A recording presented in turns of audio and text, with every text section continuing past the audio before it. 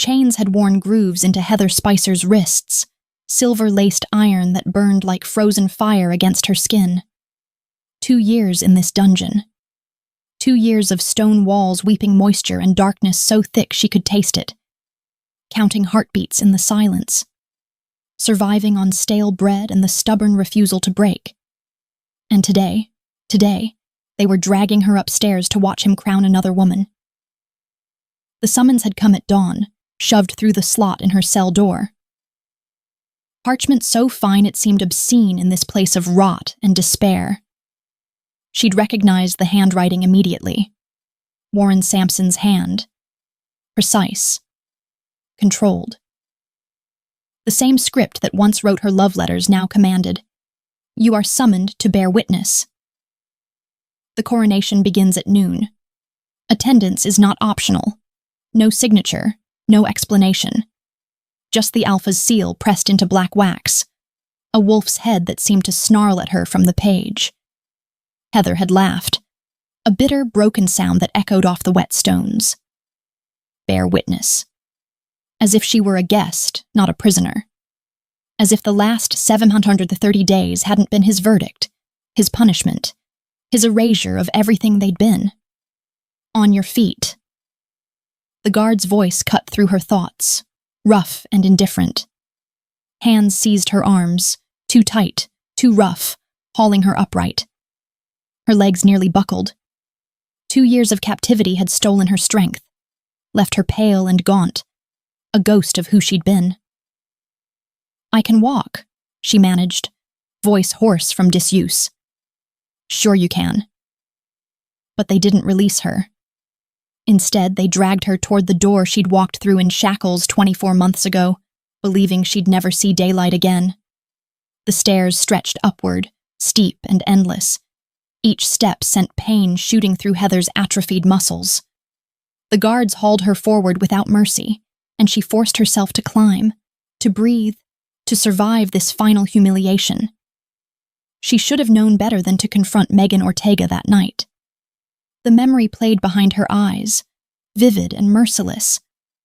2 years hadn't dulled it. Megan in the hallway outside Warren's chambers, wearing victory like a crown she hadn't yet received. "He chose me," she'd said, lips curved in a smile that didn't reach her eyes. "You were always temporary, a village girl playing at Luna." Heather had demanded answers, had demanded to see Warren, to hear from his own mouth why their promises meant nothing.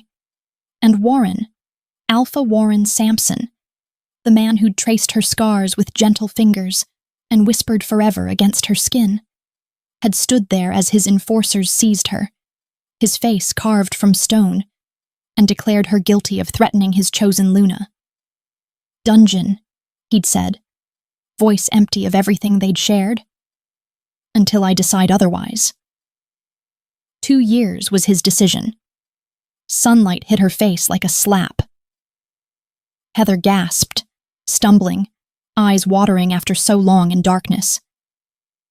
The guards didn't pause, dragging her across the courtyard toward the Great Hall. Pack members stopped to stare. Some looked away quickly.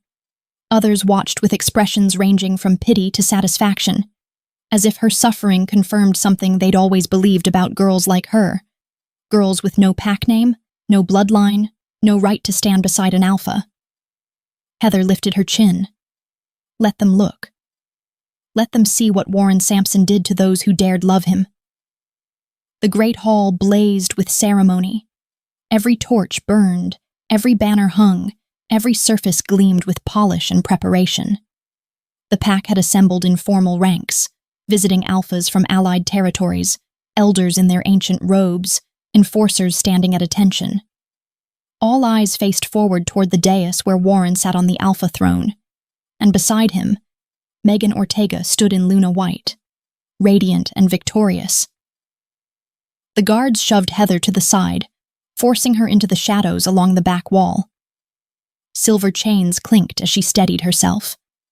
A ripple of whispers followed her entrance.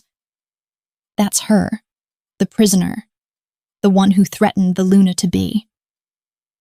Heather kept her eyes down, unwilling to give them the satisfaction of seeing her break.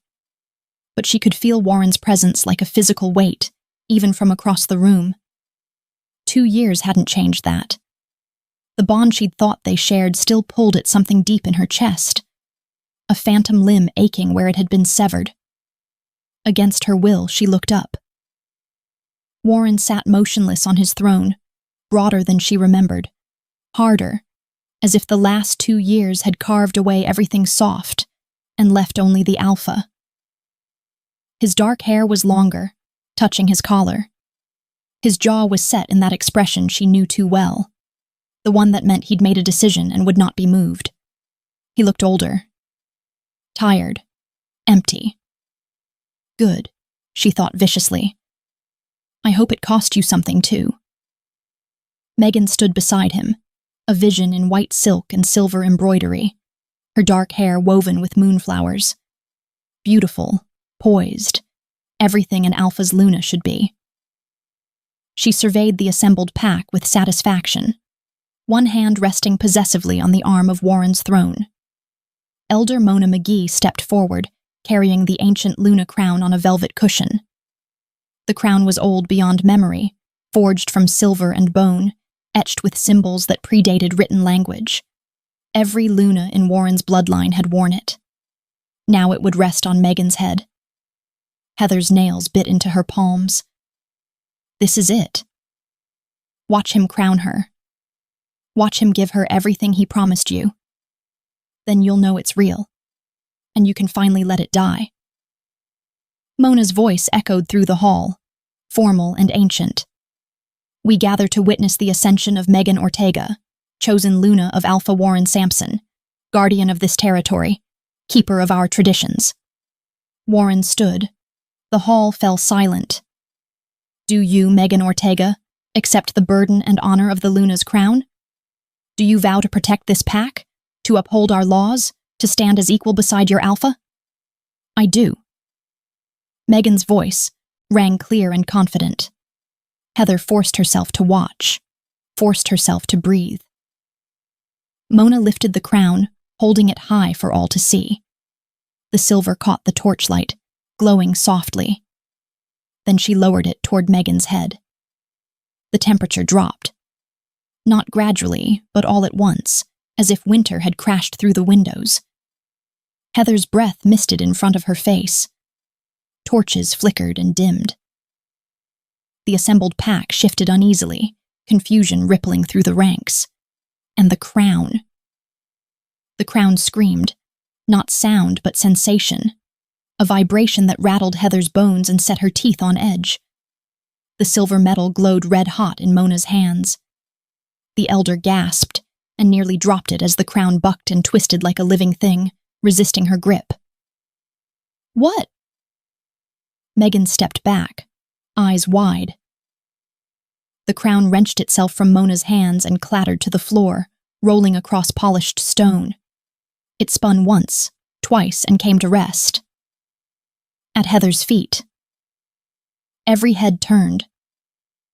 200 pairs of eyes found her in her shadowed corner, still wearing her torn dungeon clothes, still bound in silver chains. Warren's gaze locked onto hers, and the shock that crossed his face was absolute. Not surprise. Recognition. As if he were seeing her, truly seeing her, for the first time. The crown began to glow. Soft silver light pulsed from the metal, growing brighter with each passing second, illuminating Heather's bare feet, her shackled wrists, her pale, gaunt face. And behind Warren, the alpha throne groaned. The sound was deep and primal, stone scraping against stone. The massive chair, carved from a single piece of ancient rock, passed down through 7 generations of alphas, moved. Fissures spread across its surface like lightning. The throne shuddered, then shifted 6 inches to the side, angling away from Megan and toward the back wall, toward Heather. The silence in the hall was absolute. What witchcraft is this? Megan's voice cracked, her perfect composure shattering. She looked at Warren, then at the throne, then at Heather with undisguised hatred. She's using dark magic. She's trying to sabotage The throne has spoken. Mona's voice trembled, her weathered face pale. The ancient covenant recognizes its Luna. That's impossible. A man's voice rang out. Reginald Waterbury, Megan's father, rising from his seat among the visiting alphas. His face was flushed with fury. She's a prisoner, a commoner. She has no claim. The throne does not recognize rank or birthright. Mona bent slowly, joints creaking, and reached for the fallen crown. The moment her fingers touched it, the light pulsed brighter, and the floor beneath Heather's feet cracked. Stone split with a sound like thunder. A seam of light, pure, white, blinding, erupted from the fissure, racing across the floor in a straight line from the throne to where Heather stood. The light carved through ancient stone as if it were butter, unstoppable and undeniable until it stopped at her shackled feet and flared bright enough to make the assembled pack look away. It recognizes fate, Mona whispered. The word hung in the air like a verdict. Heather couldn't move, couldn't breathe. The crown at her feet burned with cold fire, and the light wrapped around her ankles like living water. Every instinct screamed at her to run, but her legs had turned to stone, rooted to the cracking floor as 200 pairs of eyes dissected her where she stood. I don't want this. Her voice came out barely above a whisper, broken and desperate. I shouldn't be here. She turned toward the door, but Warren moved faster than should have been possible. One moment he stood on the dais beside his crumbling throne. The next he was in front of her, blocking her escape, his hand outstretched but not quite touching. Heather? His voice was raw, wrecked. Nothing like the cold alpha who'd sentenced her to the dungeon. Don't run, please, not again. Again? The word ripped out of her, sharp and jagged. You imprisoned me. You threw me in the dark for 2 years, and now you want me to... I had no choice. His storm-gray eyes held hers, and there was something in them she'd never seen before. Desperation. Grief. I need you to listen. The floor cracked wider. Light flooded the hall, and the throne behind Warren split completely in half, ancient stone falling away in massive chunks that shook the ground when they landed. And in the ruins, carved into the throne's hidden core, words glowed in the old tongue. The blood covenant will not be denied. The Luna rises. Heather's vision swam. Her knees buckled. Warren caught her before she fell, his arms closing around her for the first time in 2 years, and whispered against her hair, voice breaking. I'm so sorry. God, Heather, I'm so sorry. But the throne just told the entire pack what I've been hiding for 2 years. She looked up at him, at the man who'd destroyed her, and saw tears on his face. What? She managed. You're not just my prisoner. His voice dropped to a whisper only she could hear. You're my mate. You always have been. And every alpha in this room just watched fate choose you over the woman I was forced to crown. The world tilted. And behind them, Reginald Waterbury's voice rose in fury. Seize them both. The alpha has been compromised, and the prisoner is a threat to the entire pack. Kill her. Kill her now. The crown screamed in Mona's hands, metal twisting and bucking like something alive. The elder's weathered fingers turned white as she fought to control it, but the silver grew brighter, hotter, glowing red like iron fresh from a forge. Megan stepped back, eyes wide, but Mona was already lowering it toward her head, driven by centuries of ritual and the weight of tradition that would not be denied. The moment the crown touched Megan's scalp, she shrieked. The sound tore through the hall, raw and animal. Megan clawed at her head as smoke rose from him, where the metal met her skin, the acrid smell of burning hair and flesh filling the air. Mona released the crown instantly, but it clung for a heartbeat longer, searing its rejection into Megan's flesh before it fell, clattering across the stone floor in a cascade of discordant chimes. It rolled past Warren's feet, past the dais, spinning across polished stone until it came to rest at Heather's shackled ankles. Behind Warren, the Alpha throne groaned. Not the settling of old wood, but something deeper, primal, a sound that came from the earth itself. Fissures spiderwebbed across the ancient stone seat, racing through the carved wolf heads and etched symbols that marked 7 generations of rule. Chunks of rock fell away, crashing to the dais with impacts that shook the floor. Warren stumbled back, forced off the throne as it crumbled beneath him.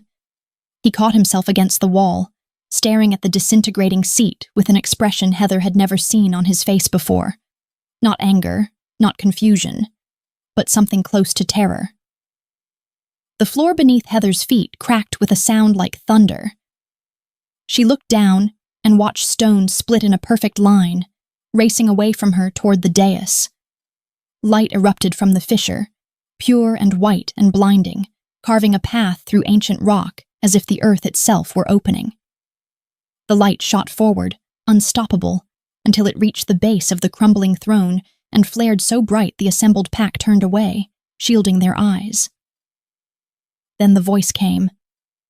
Not spoken, not heard, but felt, vibrating through the stones, through the bones of every person in the hall, through the silver chains binding Heather's wrists. The Covenant recognizes its Luna. The throne will not stand for falsehood. The words echoed and faded, leaving only stunned silence and the sound of stone still falling from the destroyed throne. Heather's legs gave out. She caught herself against the wall, chains clinking, her breath coming in shallow gasps. This wasn't possible. This was some fever dream born of 2 years in darkness, some hallucination her broken mind had conjured. But the crown at her feet glowed with cold silver fire, and the light carved in the floor pulsed with her heartbeat, and 200 pairs of eyes stared at her, with expressions ranging from shock to horror to something that looked almost like reverence. Witchcraft! Reginald Waterbury's voice cracked like a whip. He surged to his feet, his face flushed purple with rage, one thick finger pointing at Heather. Dark magic! She's corrupted the ceremony, defiled the sacred crown. Alpha Samson, I demand her immediate execution. Execute her? Megan's voice was shrill, hysterical. She clutched at her burned scalp, tears streaming down her perfect face, beauty shattered by pain and humiliation. She did this. She used some spell, some curse. Throw her back in the dungeon. Let her rot there until... Enough. Warren's voice cut through the chaos, cold and absolute. He stood at the edge of the ruined dais, pale as death, one hand raised in a gesture that froze every enforcer in the hall mid-step. His storm-gray eyes were locked on Heather, and there was something in his expression that made her chest tighten. Shock, yes, but also recognition. The kind that went deeper than memory. The kind that looked like pieces of a puzzle finally falling into terrible, perfect place. My Alpha. Reginald's voice turned smooth, conciliatory, a predator sensing weakness. You cannot let this stand. The prisoner has demonstrated dangerous abilities. For the safety of the pack. The throne spoke.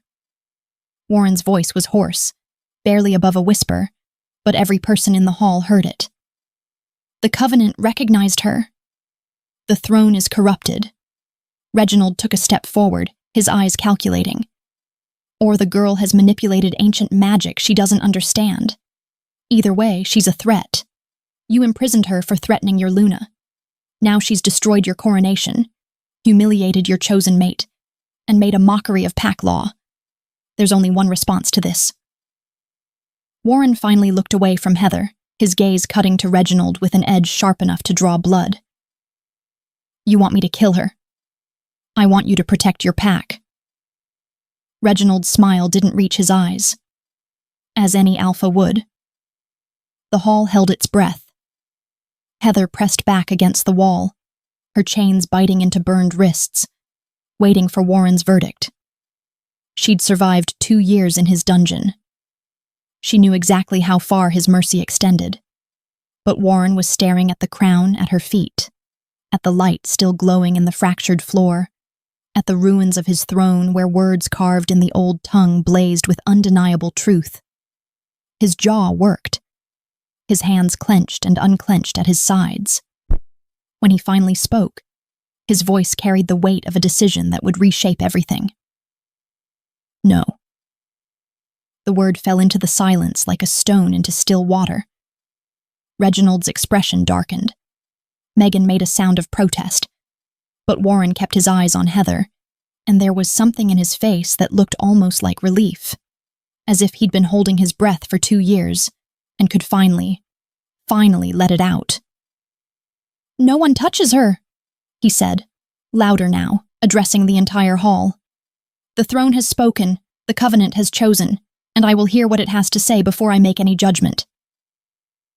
He descended from the ruined dais, crossing the hall with slow, deliberate steps. The crowd parted before him. He stopped at the edge of the light-carved path, just beyond the crown, and extended one hand toward Heather. "Come here," he said quietly. "Please." Heather stared at his outstretched hand, at the man who'd thrown her in a dungeon and left her to rot, now asking her to trust him. Her throat closed. Her eyes burned. "Why?" The word came out broken. "Why now, when everyone's watching? When you have no choice?" His hand didn't waver. "Because I should have done this 2 years ago. Because I was a coward. Because—" His voice cracked. "Because you deserve the truth."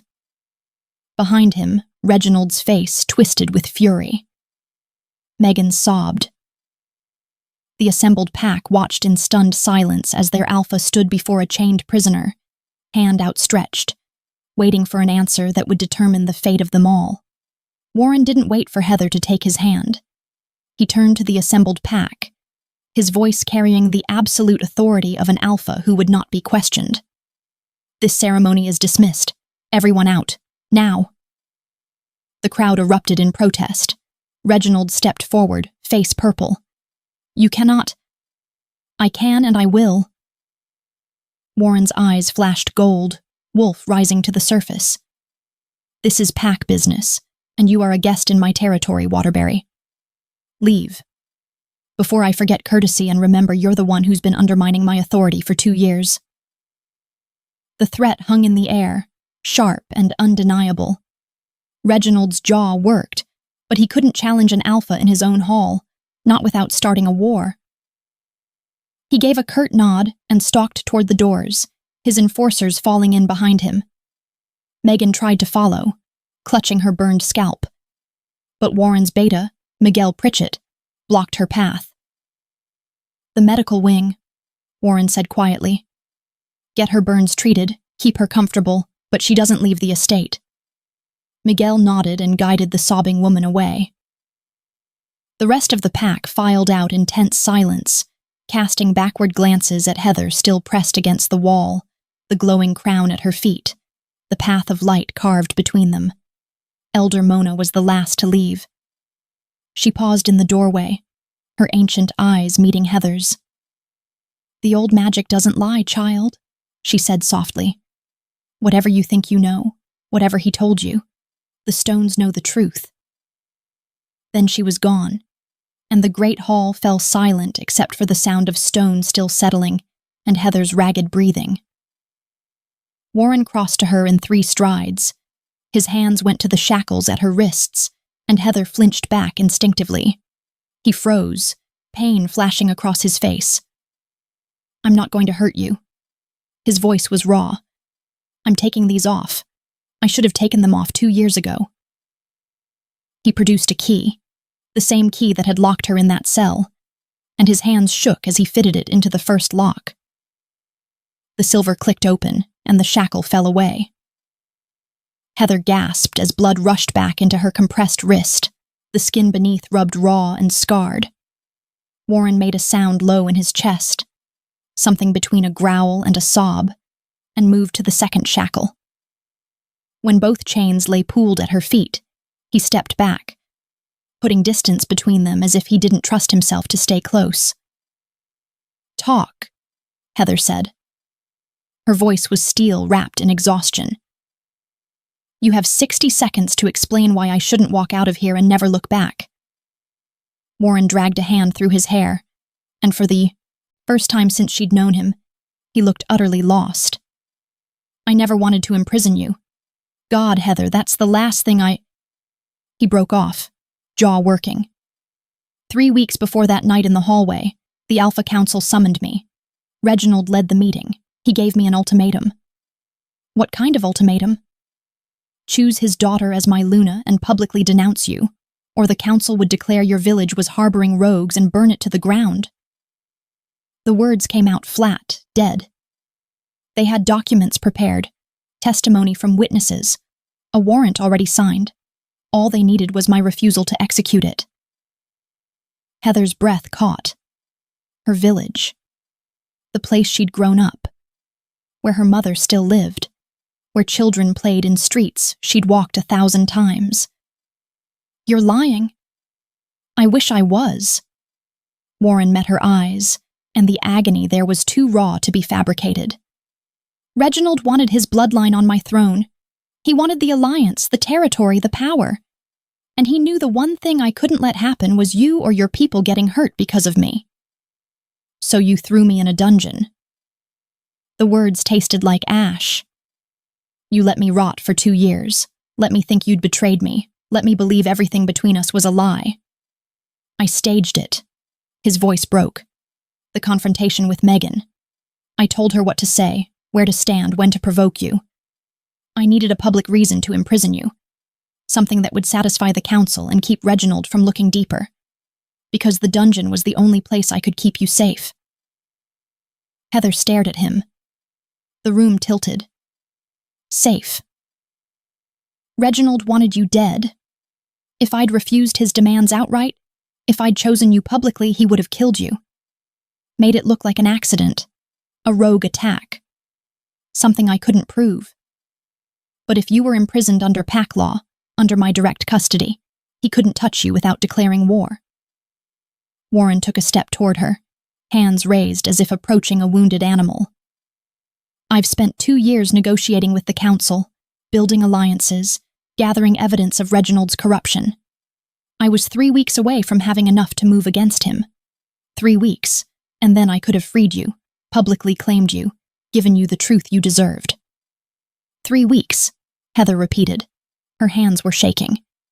You were going to tell me in 3 weeks. I was going to get you out. I never imagined. He gestured helplessly at the ruined throne, the glowing crown. I didn't know the covenant would manifest. I didn't know the old magic was real. I thought I had time. Heather wanted to hit him, wanted to scream, wanted to collapse. You could have told me. That night before your enforcers dragged me away, you could have whispered the truth. You could have trusted me. I couldn't risk it. His voice was anguished. Reginald had spies everywhere. One word, one hint that it wasn't real, and he would have known. He would have called my bluff and burned your village anyway. I had to make everyone believe it, Heather, including you. Especially you. So you broke me instead. Tears burned her eyes, 2 years of agony and betrayal and survival bleeding out in her voice. You let me think I meant nothing. You let me believe... The explosion cut her off. The east wall erupted inward in a cascade of stone and fire. Heather hit the ground, arms over her head as debris rained down. Screams echoed from somewhere in the estate. The acrid smell of explosives filled her lungs. Warren was on his feet instantly, half-shifted, claws extended and eyes blazing gold. 3 wolves in black tactical gear poured through the breach, moving with lethal precision. Not pack, not council enforcers. Assassins. Get behind me, Warren snarled, putting himself between Heather and the attackers. But she could see what he couldn't. 2 more coming through the servants' entrance, cutting off their escape. They weren't here for territory or politics. They were here to finish what Reginald had started 2 years ago. And this time, the dungeon wouldn't save her. Warren launched himself at the nearest assassin, bones cracking as he shifted mid-leap. His jaw extended into something between human and wolf, teeth elongating into fangs that caught the fluorescent light. He hit the attacker with enough force to shatter ribs, claws raking across reinforced armor that sparked but didn't break. They went down in a tangle of limbs and snarls. "Beta unit to the Great Hall!" Miguel's voice carried from somewhere beyond the smoke, sharp with command. "We're under attack! Protect the Alpha!" Heather scrambled backward, her bare feet slipping in debris. She had no weapons, no training, nothing but 2 years of atrophied muscle and torn dungeon clothes that barely covered her. Another explosion rocked the building, closer this time. The chandelier above swayed dangerously, crystal pendants chiming like wind chimes before death. Warren fought with the brutal efficiency of an alpha defending his territory. He moved like violence given form, ducking under a blade, catching an arm and twisting until bones snapped, using the assassin's own momentum to throw him into his companion. Blood sprayed across marble floor. The attackers didn't scream. They regrouped with mechanical precision, enhanced by something that made their eyes glow an unnatural yellow. Miguel burst through the main doors with 3 pack enforcers, already half-shifted. They hit the assassins from behind, and the Great Hall dissolved into chaos. Snarls, screams, the wet sound of claws meeting flesh. Heather pressed against the wall, trying to make herself small, trying not to become collateral damage in a fight she didn't understand. That's when she saw them. 3 wolves in black tactical collars emerged from the servants' entrance, moving in perfect formation. These weren't here for Warren. Their eyes, glowing that same sick yellow, locked onto Heather with mechanical focus. The collars around their necks hummed with energy, some kind of enhancement magic that made their muscles ripple with unnatural strength. The lead wolf lunged. Heather didn't think, didn't plan. Something erupted from deep in her chest, from a place she didn't know existed, ancient and molten and furious. Not words, not sound, pure will that crashed outward like a shockwave. Stop. The command wasn't spoken but felt, vibrating through the air with enough force to make the remaining chandelier sway. The attacking wolf froze mid-leap, all 4 paws suspended in the air for a heartbeat, before it crashed to the ground. Its companions stumbled, legs buckling as if someone had cut their strings. Then all 3 wolves whined. The sound was pitiful, broken, the kind of noise an animal makes when faced with something primal and terrifying. They dropped to their bellies, heads pressed to the floor, trembling violently. The collars around their necks sparked and flickered, the enhancement magic fighting against something stronger, older, that poured from Heather in waves she couldn't control. The room fell silent except for ragged breathing and the electric hum of dying magic. Warren stood over a fallen assassin, half-shifted and bleeding from a dozen wounds, staring at Heather with an expression she couldn't name. Miguel had gone completely still, his eyes wide. Heather looked down at her hands. They were shaking. Her entire body was shaking. The power that had erupted from her chest was fading now, leaving her hollow and cold and terrified of what she'd just done. "What?" Her voice cracked. "What was that?" Warren crossed to her slowly, carefully, as if approaching something dangerous.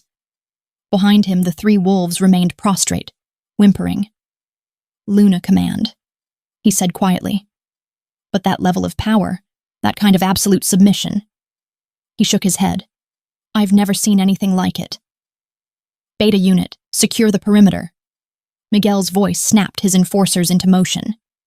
They dragged the fallen assassins toward the doors, checked the breaches, moved with military precision. But Heather could feel their eyes on her, cautious and wondering. Footsteps echoed from the main entrance.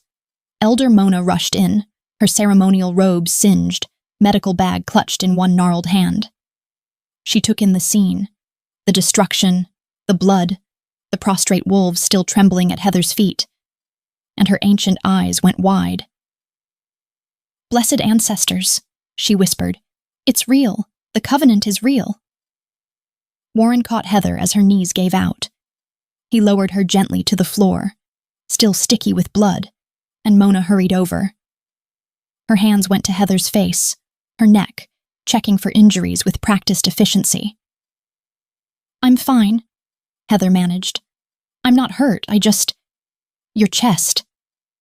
Mona's fingers pressed against the tattered fabric covering Heather's heart. "Let me see." Warren helped pull the torn material aside, revealing pale skin marred by 2 years without sunlight. Mona's breath caught. There, just above Heather's left breast, was a scar, faint, silvery, in the shape of a crescent moon intersected by a straight line. "A Luna's covenant mark," Mona breathed. "The rarest bond, the strongest. When was this forged?" "I don't—" Heather stared at the scar she'd never noticed, never thought to question. "I don't understand." Mona's sharp gaze cut to Warren. "You.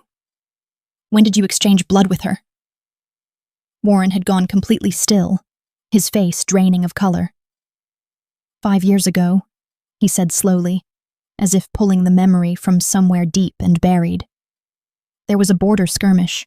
Rogues from the northern territories. I took a blade to the chest, severed an artery. I should have died. But you didn't." Mona's voice was gentle, coaxing. "No." Warren's eyes found Heather's, and something like wonder crossed his face. "A healer's apprentice from the border village found me. Young girl, maybe 19, with steady hands and no fear. She stopped the bleeding, but I'd lost too much blood. The nearest hospital was an hour away." Heather's breath caught. The memory surfaced, sharp and clear. A man dying in the grass, his blood hot and red on her hands, her mentor's voice steady in her ear. "You have to do it now, Heather. Direct transfusion. It's the only way." "You gave me your blood," Warren said softly.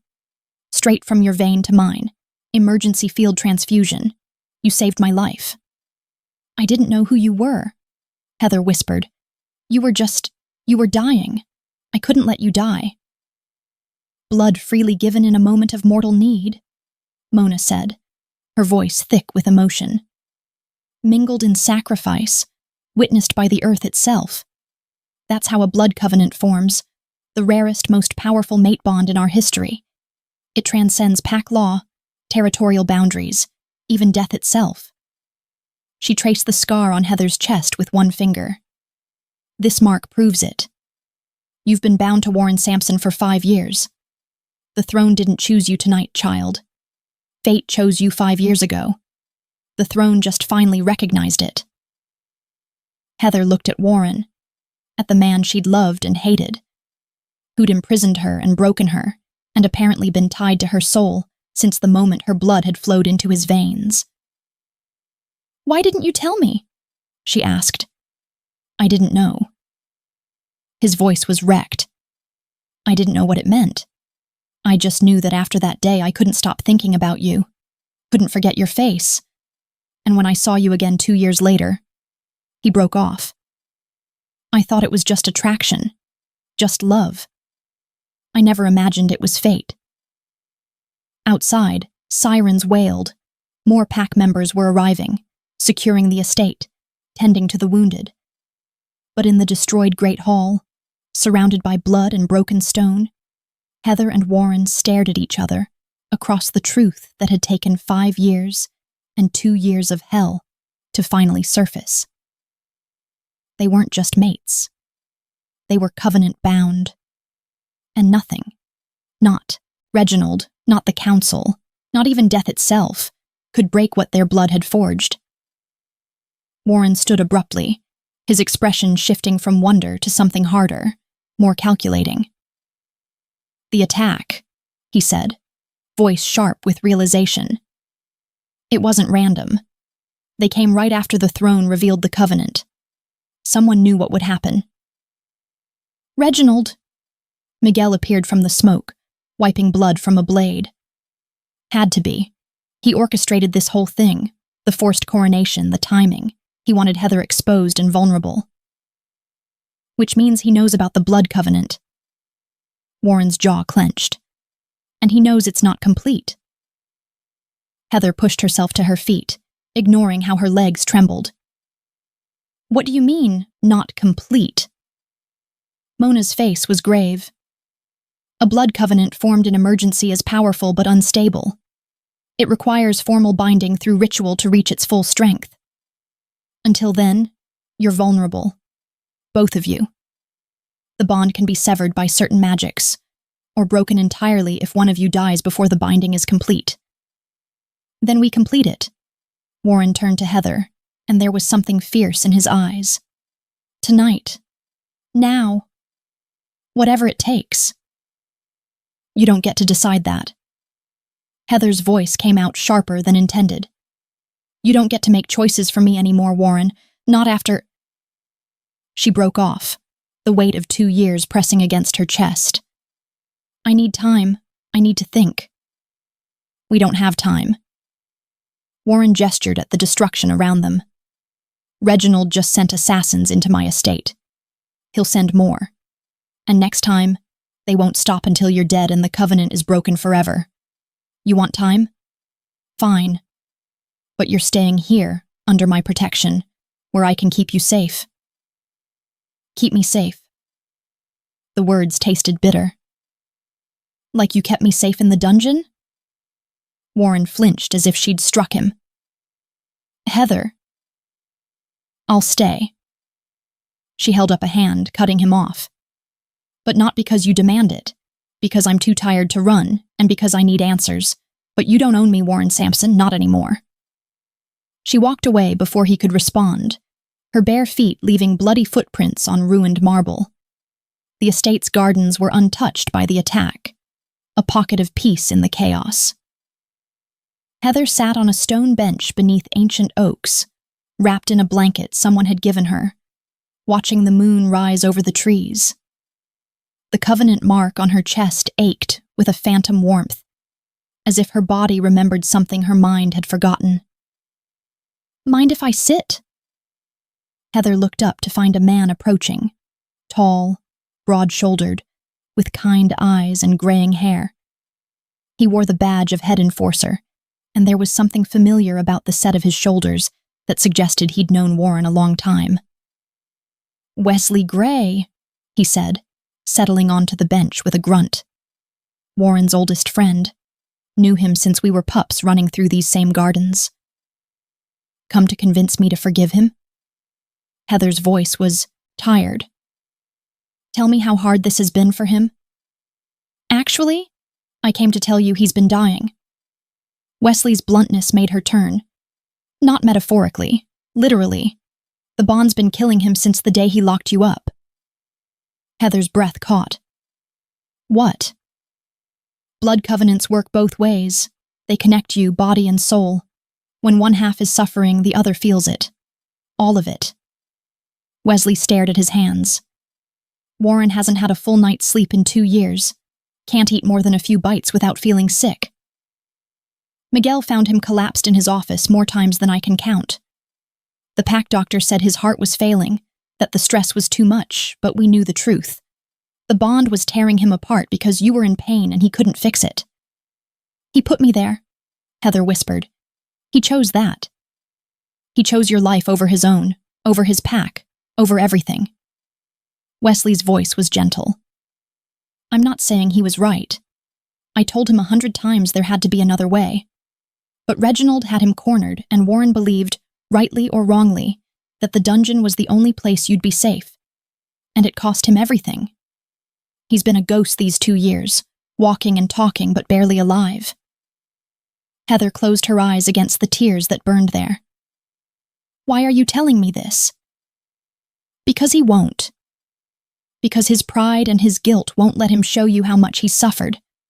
Because I think you deserve to know that when Warren Sampson imprisoned you, he imprisoned himself too. Wesley stood, placing a gentle hand on her shoulder. You don't owe him forgiveness.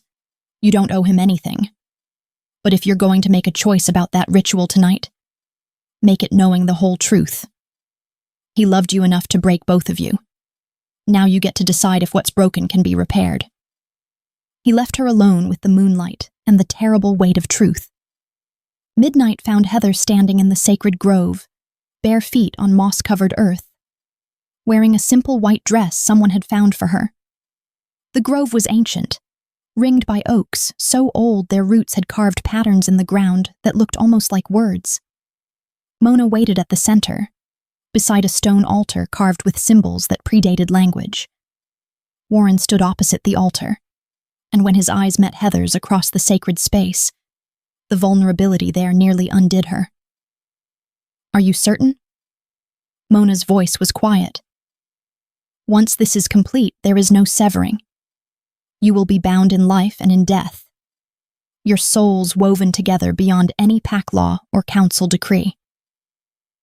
Heather thought of 2 years in darkness, thought of chains and betrayal, and the man who'd broken her to save her, thought of Wesley's words and the covenant mark burning over her heart, and the undeniable truth that she'd loved Warren Sampson since the moment she'd held his bleeding body in her hands. "I'm certain," she said. Mona guided them through the ritual with the solemnity of ages. Heather and Warren knelt facing each other, palms pressed together as Mona drew symbols on their joined hands with ash and oil. The elder spoke in the old tongue, words that made the air shimmer and the trees lean in as if listening. Then came the blood. Mona's blade was sharp and quick. She cut Heather's palm first, then Warren's, and pressed their bleeding hands together. The pain was immediate and fierce, but it faded as something else surged through Heather's veins, hot and bright and terrifyingly intimate. "Speak your vows," Mona commanded. "I vow to protect you." Warren's voice was rough with emotion, his eyes locked on Heather's. "With my life, my strength, everything I am, I vow to speak only truth, to honor your choices, to never again cage you in darkness. I give you my blood, my bond, my soul, freely without condition." The words carved themselves into Heather's chest, settling beside the covenant mark with the weight of oaths that could not be broken. Her turn. "I vow to stand beside you as an equal. I vow to protect what we build together, to fight for truth even when it hurts, to hold you accountable when you forget that strength doesn't mean control." Her voice cracked. "I give you my blood, my bond, my trust, even though you broke it, even though this terrifies me. I give it freely." The bond ignited. It wasn't gentle. It crashed through Heather like a flood breaking through a dam. Warren's emotions pouring into her with devastating clarity. She felt his guilt, sharp and jagged, a wound that had been bleeding for 2 years. His love, fierce and desperate and edged with terror that he'd lost her forever. His relief, so profound it brought tears to her eyes. And underneath it all, a need to protect her that was almost violent in its intensity. She gasped, and Warren caught her, his arms closing around her as the bond settled into something she could breathe through. His face was buried in her hair, his body shaking. "I'm sorry," he whispered. "God, Heather, I'm so sorry." She held him back, feeling the phantom echo of chains on his wrists that matched her own, feeling the slow starvation of a bond denied for too long. They'd both been prisoners. Both been breaking. "I know," she breathed. "I feel it. I feel everything." And in the sacred grove, beneath ancient trees and watching stars, the blood covenant sealed itself whole. The training grounds were brutal in the morning light. Heather stood in the center of the packed dirt arena, still adjusting to the weight of real clothes, tactical pants, a fitted shirt, boots that actually fit. 2 years in the dungeon had left her weak, but the bond thrummed through her veins like liquid fire, lending her strength she shouldn't have possessed. Warren circled her slowly, his presence a constant pressure at the edge of her awareness. The bond broadcast everything, his focus, his concern, the undercurrent of attraction he was trying desperately to contain. It was distracting and intimate and infuriating, all at once. "Don't think about the words," he said, voice low and patient. "Luna command isn't language, it's will made manifest. You felt it during the attack, that certainty, that absolute knowledge that they would obey." "I felt terror," Heather corrected, "and desperation. which gave you clarity. He stopped in front of her, close enough that she could feel the heat radiating from his skin. Now we practice with control. Miguel volunteered to help. The beta stepped forward from where he'd been waiting at the edge of the arena. His expression was carefully neutral, but Heather could see the wariness in his eyes. He'd watched her drop 3 enhanced assassins with a single command. He knew what she was capable of. Start small, Warren instructed. Just a suggestion, not a command. Ask him to kneel. Heather focused on Miguel, reaching for that place in her chest where the power had erupted. Nothing happened. She tried again, pushing harder, and the bond flared with Warren's frustration, bleeding into her own. Stop, Warren said gently. You're forcing it. The power responds to certainty, not effort. How am I supposed to be certain? She turned to him, and the bond carried her exasperation straight into his chest. She felt him receive it, felt his amusement ripple back. I've had this power for exactly 1 day. Then trust what you already know. He moved behind her, his hands hovering near her shoulders without quite touching. You saved my life 5 years ago. You survived 2 years in hell. You faced down assassins and made them submit. You're not uncertain, Heather. You're just afraid of what it means to be powerful. The words hit something deep and true. She closed her eyes, feeling the bond pulse between them, feeling Warren's absolute faith in her flowing through the connection like sunlight. She opened her eyes and looked at Miguel. Didn't think about words or magic or power. Just knew, with perfect clarity, what she wanted. Kneel. Miguel's legs folded smoothly, gracefully, and he dropped to one knee as if he'd chosen it himself. His eyes widened with surprise, but there was no fear there, only respect. Good, Warren murmured, and the pride in his voice made something warm unfurl in Heather's chest. Again. They trained for hours. Heather practiced on volunteers, making them stop, sit, shift, submit, until the commands came as naturally as breathing.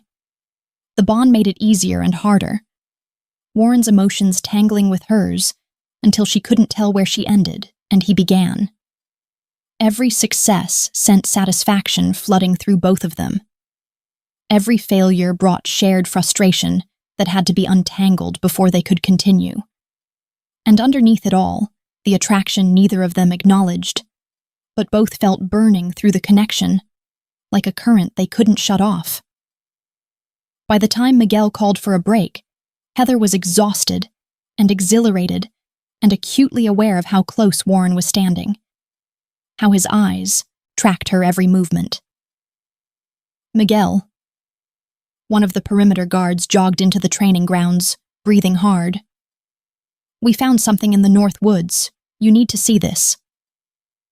The ritual site was hidden in a clearing 2 miles from the estate, concealed by wards that made Heather's skin crawl when they crossed the threshold. The earth had been carved with symbols that hurt to look at, spiraling patterns that seemed to writhe when viewed directly. Burned offerings littered the center. Bones, herbs, something that might have been flesh. And in the middle of it all, fresh blood pooled in a shallow basin carved from stone. 7-stage severing ritual, Mona said grimly, having been summoned from the estate. The elder crouched beside the altar, her weathered hands hovering over the blood without touching. Designed specifically to break a blood covenant, each stage requires a night's work, building power until the final casting. Warren's face had gone pale. How many stages are complete? Mona counted the symbols, her expression growing more troubled with each one. 5. Whoever's doing this has been at it for 5 nights. 2 more and the ritual will have enough power to sever even a fully bound covenant. The bond constricted with Warren's fear, sharp and cold. Heather felt it like a blade against her ribs, his terror of losing her again mixing with rage at whoever dared threaten what they'd built. When's the next stage? Miguel asked. Tonight. Mona pointed to the position of the symbols, the angle of the altar. And tomorrow at midnight for the final casting. If both succeed, your bond will be destroyed, and the backlash— She looked at Heather with something like pity. The backlash would kill you both. Heather's hand found Warren's without thought, their fingers intertwining. Through the bond, she felt his mind already working, calculating, planning. They have to come back, he said slowly. The caster needs to be present for the final 2 stages, which means we know exactly where they'll be and when. Miguel caught on immediately. We set a trap. Heather stays at the estate, visible and vulnerable. Warren's grip tightened on her hand. The bond will draw them out. They'll need to verify their target before the final casting. Meanwhile, we position enforcers in the woods, hidden, waiting. You want to use me as bait? Heather's voice was flat. I want to protect you. Warren turned to face her fully, his eyes intense. But the only way to end this is to catch whoever's behind it. And the only thing valuable enough to draw them out is the bond itself. Through the connection, she felt his conflict. His need to keep her safe, warring with the tactical reality that she was the key to stopping this. She felt his guilt at even suggesting it, his fear that she'd refuse, his desperate hope that she'd trust him enough to agree. I'll do it, she said quietly. Heather. On one condition. She met his eyes. I'm not just bait. When they come, I fight. No more locking me away while you handle the danger. We're equals, remember? That was the vow. The bond carried her determination into him, and she felt the moment he accepted it. Felt his pride at her courage and his terror at putting her at risk, tangling together into something that made her chest ache. Equals, he agreed roughly. Then softer through the bond rather than words. I can't lose you again. You won't, she sent back, hoping it was true. Miguel organized the plan with military precision. Heather would remain in the estate's main wing, visible through windows, her presence advertised by the bond's energy that anyone sensitive to magic could feel. Warren and a team of his best enforcers would hide in the forest near the ritual site, waiting for the caster to appear. As night fell and Heather positioned herself in the library where moonlight would make her an easy target, she felt Warren's presence through the bond even though he was miles away in the woods, felt his vigilance, his readiness, his constant awareness of her. Stay safe, she sent. Always, he returned. Then quieter, raw with emotion. Come back to me. Heather pressed her hand over the covenant mark on her chest and waited for whoever wanted them dead to make their move. The 7th night came with unseasonable cold. Heather stood in the sacred grove where she and Warren had sealed their bond, watching her breath mist in the moonlight.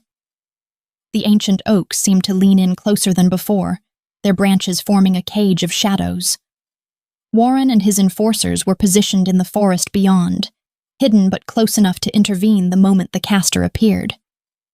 Through the bond, she felt Warren's tension like a drawn bowstring. Felt his eyes on her even though she couldn't see him. Felt his constant readiness to tear through the trees if she needed him. I'm here, she sent through the connection. Stay hidden. Let them come. His response was wordless, a pulse of reluctant agreement threaded with protective fury. The temperature dropped further. Frost spread across the moss-covered ground in patterns that looked almost deliberate, almost like the symbols carved into the ritual site. Heather's breath came faster, the covenant mark on her chest beginning to burn with cold fire. Then she heard it, chanting in the old tongue, words that made the air shimmer and the trees groan. A hooded figure emerged from the darkness, moving with the measured pace of ritual, hands raised and glowing with sickly yellow light.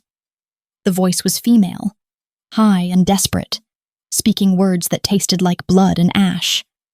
The figure reached the stone altar Mona had consecrated for the binding ceremony. Without pause, she began carving new symbols over the old ones, her fingers leaving trails of light that burned into the ancient stone. The chanting grew louder, more frantic, and Heather recognized the cadence even if she couldn't understand the words. Power was building, the kind that made her teeth ache and her skin crawl. "Show yourself," Heather commanded, reaching for her Luna authority. "Stop this now." The figure's hands stilled.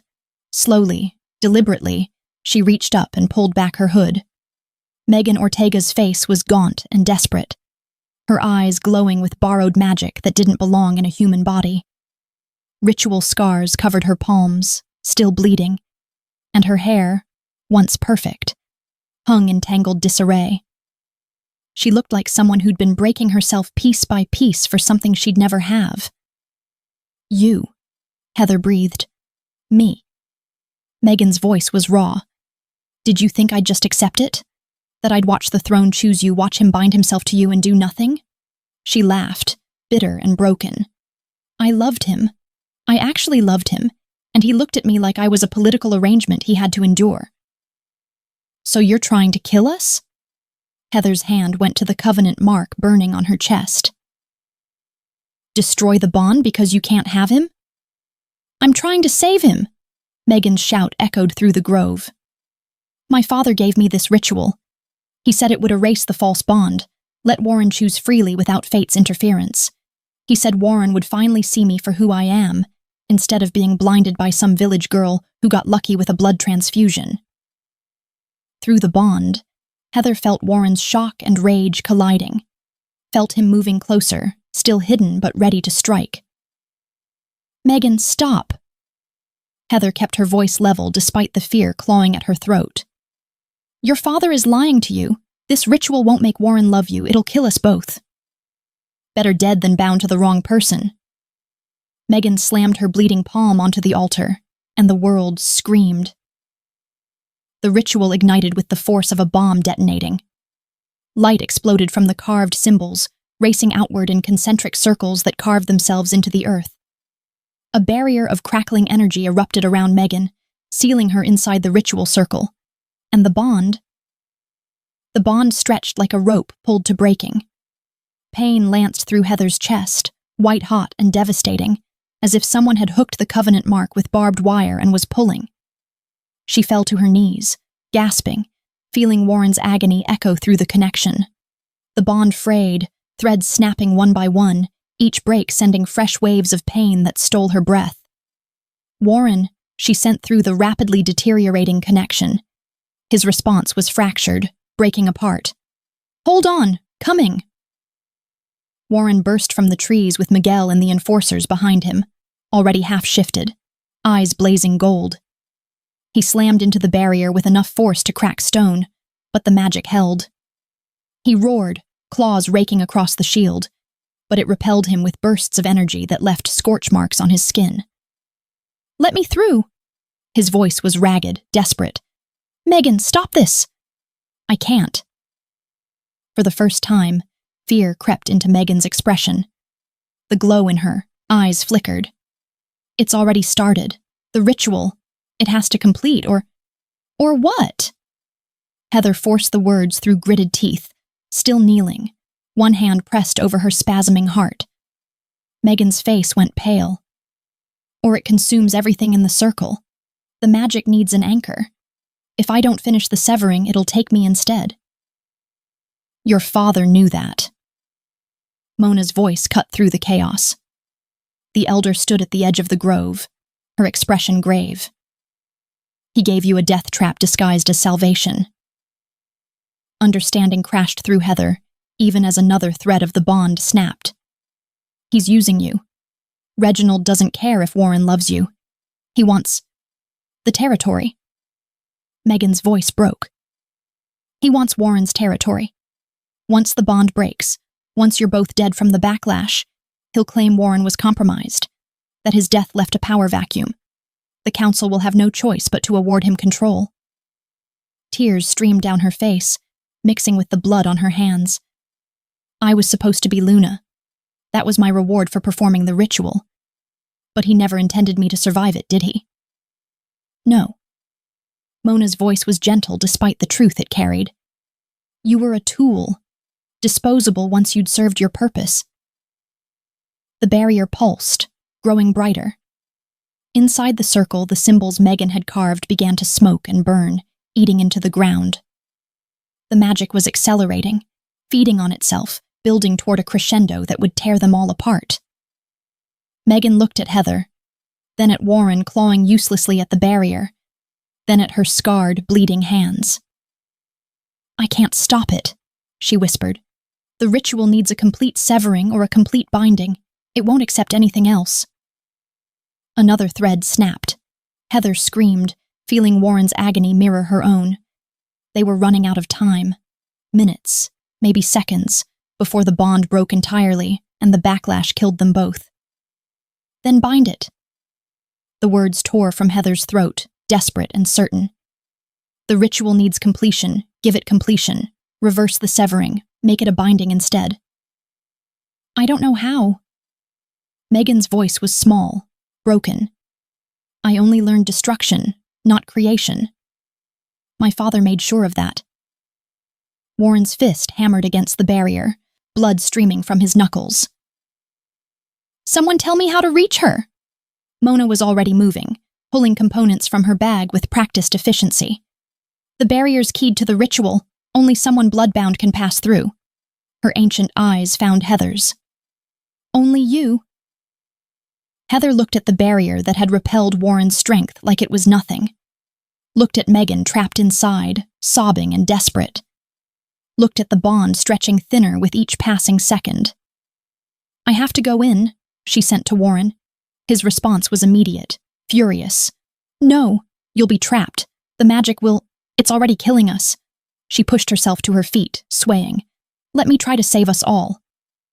She felt his denial, his terror, his desperate need to keep her safe. But underneath it, she felt his trust, his faith in her strength. "Come back to me," he sent, and the words carried the weight of a prayer. Heather walked toward the barrier, the covenant mark blazing on her chest, and stepped through into the dying light. The magic parted for her like water, recognizing the blood bond in her veins. Inside the circle, the air was thick and wrong, tasting of copper and ash.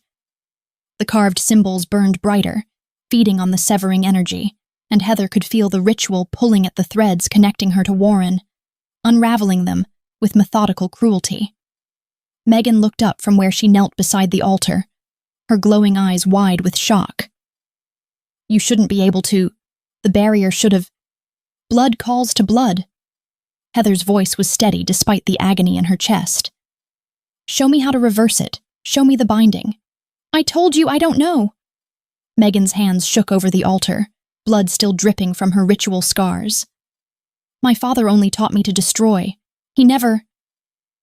The bond snapped another thread. Heather gasped, doubling over as the pain tore through her. Through the fraying connection, she felt Warren's life force dimming, felt his strength bleeding away as the severing carved pieces from his soul. Outside the barrier, Warren threw himself at the shield again. The dark magic repelled him with a burst of energy that sent him crashing backward, smoke rising from his burned skin.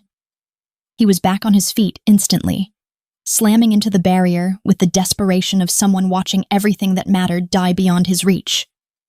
"Warren, stop!" Miguel tried to hold him back, but Warren shook him off with inhuman strength, his eyes wild. "I have to reach her." His voice cracked. "I have to..." Another impact, more burns blooming across his skin. The bond carried his agony directly into Heather's chest, mixing with her own, until she couldn't tell where one pain ended and another began. "You're killing yourself," she whispered, even though he couldn't hear her through the barrier. "Please stop, please." But he wouldn't. She felt his determination through the dying bond. He would break himself trying to reach her, would burn to ash against this barrier before he let her face this alone, just like 5 years ago when she'd given him her blood, just like 2 years ago when he'd imprisoned himself to keep her safe. He would die for her, again and again, until there was nothing left. "No!" The word came out fierce, absolute. "Not this time." Heather pressed her hands flat against the altar, feeling the dark magic writhing beneath her palms. The ritual was old, powerful, keyed to destruction. But underneath the severing spells, she felt something else. The original magic this altar had been carved for. Creation. Binding. The sacred oaths that had built pacts and tied souls together since wolves first walked these lands. The covenant mark on her chest burned hotter, and something stirred in her blood. Not the Luna authority she'd been practicing. Something older, deeper. A power that tasted like forest earth and wild places, like the songs her grandmother used to hum when Heather was small. The grandmother who'd appeared suddenly in their village with no past, and eyes that sometimes flashed gold in candlelight. "You have her blood," a voice whispered in her mind. Not Mona's, not Warren's, something ancient that spoke from the marrow of her bones. "You are bridge and boundary. Human and wolf. You carry both worlds in your veins." "My grandmother," Heather breathed. The memory crashed through her, whispered stories about the woman who'd fled her pack, who'd loved a human and been exiled for it. "She was a shifter." Megan's head snapped up. "What?" "My grandmother was an exiled she-wolf." The words felt true in a way nothing else had. "That's why the throne recognized me. That's why the Luna command came so easily. I'm not just human bound to a wolf, I'm both." The power surged through her veins, primal and undeniable. Her grandmother's legacy, dormant for a generation, awakening in the moment she needed it most. Heather felt her blood sing with it, felt the magic recognize her as something rare, a bridge between two worlds, carrying authority in both. She looked at the ritual consuming the altar, at Megan's terrified face, at Warren bleeding against the barrier, felt the last threads of their bond beginning to fray. And she spoke a word in the old tongue, a word her grandmother had taught her as a lullaby, a word she'd never understood until now, a command that predated pack law, that came from the first wolves who'd walked on 2 legs and 4. "Cease." The word wasn't sound, it was inevitability. It crashed through the circle like a hammer through glass, carrying the weight of ancient authority that could not be denied. The carved symbols froze mid-burn. The severing magic stuttered, confused, unable to continue in the face of something older and more fundamental. Heather channeled everything through that single word. Her Luna authority, her hybrid blood, the desperate love that refused to let Warren die. The power that erupted from her chest was blinding, pure white light that cracked the stones beneath her feet and sent shockwaves rippling outward. The ritual shattered. The explosion threw Megan backward, her body hitting the barrier hard enough to crack it. The altar split down the middle with a sound like thunder, ancient stone giving way under the force of power it was never meant to contain. The dark magic dissipated in a rush of wind that smelled like ozone and burning sage, and the severing spell, cruel and methodical, simply ceased to exist. The barrier fell. Warren was through it before the light faded, catching Heather as her legs gave out. She collapsed into his arms, gasping, feeling the bond snap back into place like a rubber band released. The pain vanished, replaced by the fierce, whole connection that burned through both of them with renewed strength. "I've got you!" Warren's voice was wrecked, his arms crushing her against his chest. "God, Heather, I've got you!" She felt his relief like a tidal wave through the bond, felt his hands shaking as they checked her for injuries, felt the phantom echo of burns on his skin from where he'd tried to break through to her. "I'm okay." She pressed her face into his neck, breathing him in. "We're okay." Miguel and the enforcers poured into the circle. 2 of them went to Megan, who lay crumpled against the remains of the barrier, unconscious but breathing. Mona approached the shattered altar, examining the broken symbols with an expression that mixed horror and awe. "Primal command," the elder breathed. "I've only read about it in the oldest texts. The authority that built the first packs." Her ancient eyes found Heather's. Your grandmother must have been from the original bloodlines, the ones who could speak to the old magic itself. Warren helped Heather to her feet, but he didn't release her, as if he couldn't bear to let go. What did you do? I told it to stop. Heather looked at her hands, still thrumming with residual power. And it listened. Megan stirred, groaning. Miguel helped her sit up carefully, and her eyes, no longer glowing with borrowed magic, filled with tears when she saw the destruction. I'm sorry. Her voice was small, broken. I'm so sorry. He promised me. My father promised. We know. Warren's voice was hard, but not cruel. You were a pawn, a weapon he pointed at us and expected to destroy herself in the using. Megan looked at Heather, at the woman she'd tried to erase. I wanted to hate you. It would have been easier if you were someone I could hate. I know. Heather's chest ached with sympathy despite everything. But your father used that, used your love, turned it into something that almost killed us all. Warren gestured to Miguel. Take her to the medical wing, treat her wounds, keep her comfortable, and keep her under guard, not as a prisoner but for her protection. When Reginald realizes his ritual failed, he'll come for her. You're not executing her? Megan's voice cracked with disbelief. You're a victim too. Warren's expression was grim. But your father? He's declared war, and now we're going to finish it. Reginald Waterbury arrived at dawn, with 20 enforcers at his back, and fury carved into every line of his face. The gates opened to admit him, Warren's orders, and the procession moved through the estate grounds like an invading army. Heather watched from the throne room windows as they approached, feeling Warren's readiness thrumming through the bond like a war drum. He knows the ritual failed, Miguel said quietly, positioned at Warren's right hand. He's coming to finish this personally. Good. Warren's voice was cold, controlled. Let him come. The throne room doors crashed open. Reginald strode in with awe, the confidence of a man who believed he'd already won. His enforcers spreading out in a practiced formation. Behind them came something else.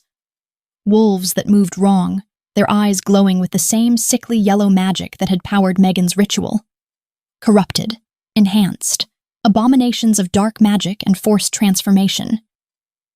Alpha Samson, Reginald's voice dripped with false courtesy. I've come for my daughter. Release her to my custody immediately. No. Warren stood before the rebuilt throne, still cracked from the supernatural rejection, not yet fully repaired. Heather stood beside him, and she felt his absolute resolve through the bond. Megan is under my protection. She stays. Reginald's expression darkened. You harbor a criminal who attempted to murder you and your... He sneered at Heather. Chosen mate. That's grounds for council intervention. She was your weapon. Heather stepped forward, drawing Reginald's attention. You gave her that ritual knowing it would consume her, knowing she'd die completing it. My daughter understood the necessary sacrifices. Reginald's eyes were cold. Just as you'll understand yours. Alpha Samson, you've been compromised by a false bond. For the good of this territory and the safety of the council, I'm demanding you step down. Compromised. Warren's laugh was bitter. By a blood covenant the throne itself recognized? Try again, Waterbury. The throne was corrupted by her witchcraft. Reginald gestured dismissively at Heather. But that ends now. I've brought sufficient force to remove you both and install proper leadership. My daughter will still serve as Luna, once she's been properly disciplined. He produced a collar from his coat, black metal etched with the same symbols from the ritual site, humming with dark magic. This will ensure her compliance, and once she's crowned, once your false bond is severed by her willing participation, your territory becomes mine by council law. You're insane. Miguel's voice was sharp. The council will accept the alpha who holds the territory. Reginald's smile was predatory. And I'm prepared to hold it by force. The enhanced wolves moved forward, circling. Heather counted 15 of them. Too many for Warren's enforcers to handle, especially boosted by dark magic. Reginald had come prepared for war. Warren shifted slightly, putting himself between Heather and the threat. Through the bond, she felt his calculation, his acceptance that this would end in blood. "No," she sent firmly. "Not like this. Trust me." His surprise rippled through the connection, followed by his faith in her. He held position but didn't advance. Heather stepped around Warren, moving to the center of the throne room where everyone could see her. The enhanced wolves tracked her movement with mechanical precision, waiting for Reginald's command. "You call them corrupted," she said, her voice carrying through the hall. "Hybrids, abominations, but I know what they really are. Weapons," Reginald's tone was dismissive. "Tools, what else matters? They're caught between worlds." Heather met the eyes of the nearest enhanced wolf, saw the confusion there beneath the magical compulsion. Human and wolf, belonging fully to neither. Just like me. She pulled aside the collar of her shirt, revealing the covenant mark glowing silver on her chest. "My grandmother was an exiled she-wolf who chose love over pack law, who mated with a human and gave birth to my mother. That blood runs in my veins, wolf and human, ancient power and new possibility. I'm a bridge between your worlds." The enhanced wolves stirred, their unnatural stillness breaking. Heather felt her hybrid nature resonating with something in them, calling to the parts that had been forced together through dark magic. "You use them." She addressed the wolves directly now, her Luna authority wrapping around each word. "Took what made you unique and turned it into a weapon. But you don't have to be his tools. You can choose." "They don't have choice." Reginald's voice rose. "They're bound by magic, compelled to obey. They're mine." "No." Heather let her power unfurl, primal and ancient, carrying the weight of her grandmother's bloodline.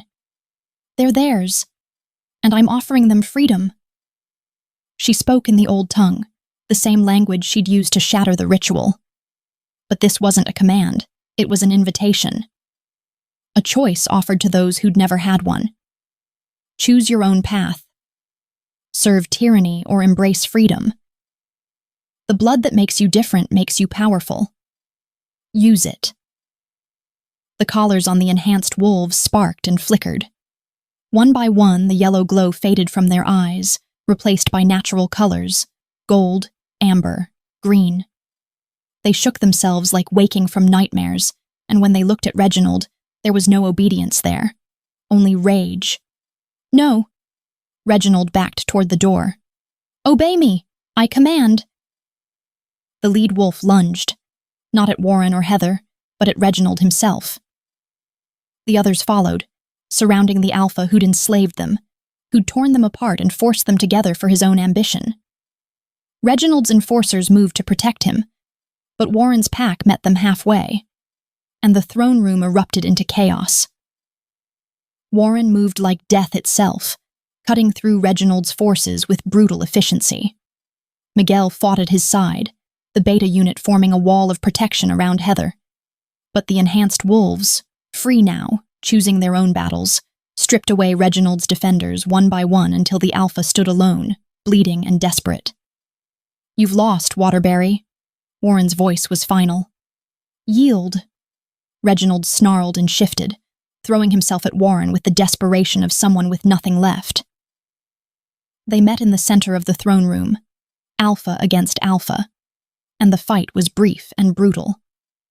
Warren was younger, stronger, fueled by righteous fury, and the bond thrumming strength through his veins. He ended it with Reginald pinned beneath him, claws at his throat. "Yield," Warren repeated. "Do it." Reginald's eyes were wild. "Kill me. Prove you're as ruthless as you need to be." "No." Warren stepped back, letting him live. "You'll face the council, answer for your crimes, and rot in a cell just like you wanted for Heather." Elder Mona appeared with council representatives, who'd been summoned hours ago, their presence coordinated by Miguel's tactical brilliance.